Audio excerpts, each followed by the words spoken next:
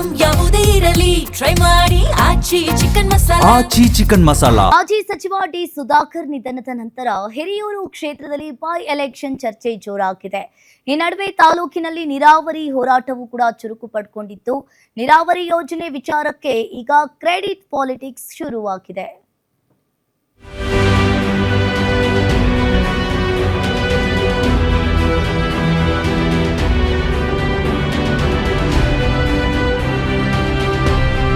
ಚಿತ್ರದುರ್ಗ 16 ದಶಕಗಳಿಂದಲೂ ಶಾಶ್ವತ ಬರಪೀಡಿತ ಜಿಲ್ಲೆ.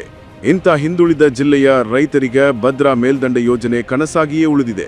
ಜಿಲ್ಲೆಯಲ್ಲಿ ಪ್ರಸ್ತುತ ಮುಂಗಾರು ಮಳೆ ಕೈಕೊಟ್ಟಿದ್ದು ಅನ್ನದಾತರು ಬರಗಾಲಕ್ಕೆ ತುತ್ತಾಗಿದ್ದಾರೆ. ಆದರೆ ಭೀಕರ ಬರದ ನಡುವೆಯೂ ವಾಣಿ ವಿಲಾಸ ಸಾಗರ ಮಾತ್ರ ಖಾಲಿಯಾಗಿಲ್ಲ. ಆದರೆ ವಿವಿ ಸಾಗರ ಡ್ಯಾಂ ಸುತ್ತಮುತ್ತಲಿನ ಭಾಗದ ಕೆರೆಗಳು ಮಾತ್ರ ಖಾಲಿಯಾಗಿದ್ದು ರೈತರನ್ನ ಸಂಕಷ್ಟಕ್ಕೆ ಸಿಲುಕಿಸಿದೆ.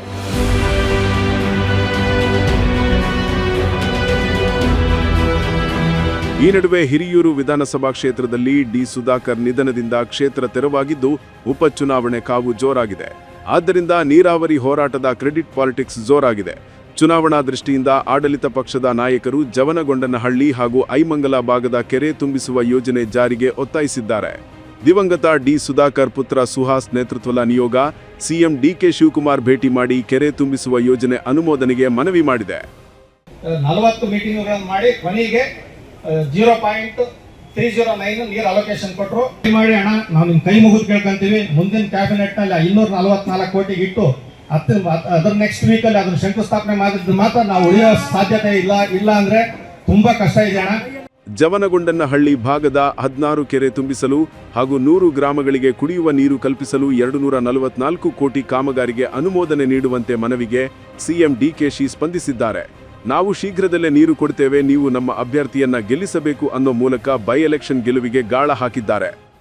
ನಾನು ಯಾರನ್ನ ನೇಮಕ ಮಾಡಿ ಅಭ್ಯರ್ಥಿನ ಸೂಚಿಸ್ತೀನಿ ಅವ್ರನ್ನ ಗೆಲ್ಸೋದು ನಿಮ್ ಜವಾಬ್ದಾರಿ.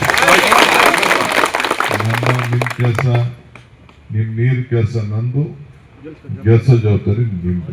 ಒಟ್ಟಾರೆ ಹಿರಿಯೂರು ಕ್ಷೇತ್ರದಲ್ಲಿ ಉಪಚುನಾವಣೆ ಸಮೀಪಿಸುತ್ತಿದ್ದಂತೆ ಕಲ್ವಳ್ಳಿ ಭಾಗದ ರೈತರು ಚುನಾವಣಾ ಬಹಿಷ್ಕಾರದ ಎಚ್ಚರಿಕೆ ನೀಡಿದ್ರು. ಇದೇ ಕಾರಣಕ್ಕೆ ಅಲರ್ಟ್ ಆಗಿರುವ ಆಡಳಿತ ಪಕ್ಷದ ಮುಖಂಡರು ಕೆರೆಗಳಿಗೆ ನೀರು ತುಂಬಿಸಿ ಎಲೆಕ್ಷನ್ ಗೆಲ್ಲುವ ರಣತಂತ್ರ ಹಣದಂತೆ ಕಾಣುತ್ತಿದೆ.